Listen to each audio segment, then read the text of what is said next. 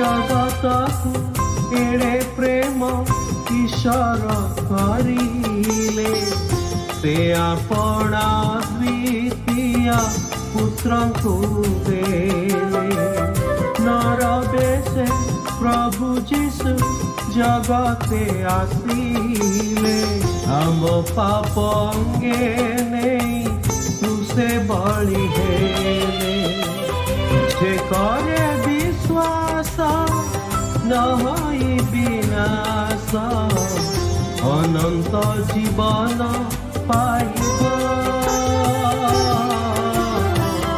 बंधु एकथा विवेचा। प्रभु यीशु ख्रीष्टଙ୍କ सर्वश्रेष्ठ नामରେ ଆପଣଙ୍କୁ शुभेच्छा। पवित्र बाइबलर जोहन लिखित सुसमाचार 10 अध्याय 14 ଏବଂ 15 पदରେ ଆମେ ଏହିପରି ପାଠ କରୁ। ମୁଁ ଉତ୍ତମ ମେଷପାଳକ, ମୁଁ ମୋ ନିଜର ମେଷଗୁଡ଼ିକୁ ଜାଣେ, ଆଉ ମୋ ନିଜର ମେଷଗୁଡ଼ିକ ମୋତେ ଜାଣନ୍ତି। ପ୍ରଭୁ ଯୀଶୁ ଖ୍ରୀଷ୍ଟ ହେଉଛନ୍ତି ସେହି ଉତ୍ତମ ମେଷପାଳକ ଯିଏ ମାନବ ଜାତିକୁ ପାପର ଦଣ୍ଡରୁ ରକ୍ଷା କରିବା ନିମନ୍ତେ ଏହି ଜଗତକୁ ଆସିଲେ। ସେ କ୍ରୁଶରେ ବଳିଦାନ ହୋଇ ତୃତୀୟ ଦିନରେ ମୃତ୍ୟୁରୁ ପୁନରୁତ୍ଥିତ ହେଲେ।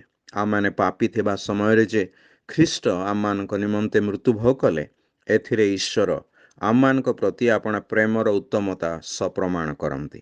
ପାପୀ ରୂପେ ମନୁଷ୍ୟ ଈଶ୍ୱରଙ୍କର ଶତ୍ରୁ ଅଟେ, ତଥାପି ପ୍ରଭୁ ଯୀଶୁ ଖ୍ରୀଷ୍ଟଙ୍କ ବଳିଦାନ ଦ୍ୱାରା ଆମେ ଈଶ୍ୱରଙ୍କ ସହିତ ମିଳିତ ହୋଇପାରୁ।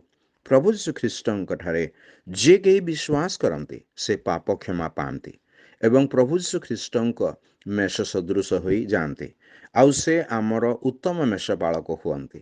ତାହାଙ୍କ ମେଷଗୁଡ଼ିକ ତାହାଙ୍କୁ ଜାଣନ୍ତି ଓ ସେ ଆପଣା ମେଷଗୁଡ଼ିକୁ ଜାଣନ୍ତି। ଆପଣ ପ୍ରଭୁ ଯୀଶୁ ଖ୍ରୀଷ୍ଟଙ୍କୁ ଜାଣନ୍ତୁ ଓ ତାହାଙ୍କ ବଳିଦାନର ଗୁରୁତ୍ୱ ବୁଝନ୍ତୁ, ପୁଣି ତାହାଙ୍କ ପ୍ରେମ, ଦୟା, କରୁଣା ଜ୍ଞାତ ହୁଅନ୍ତୁ।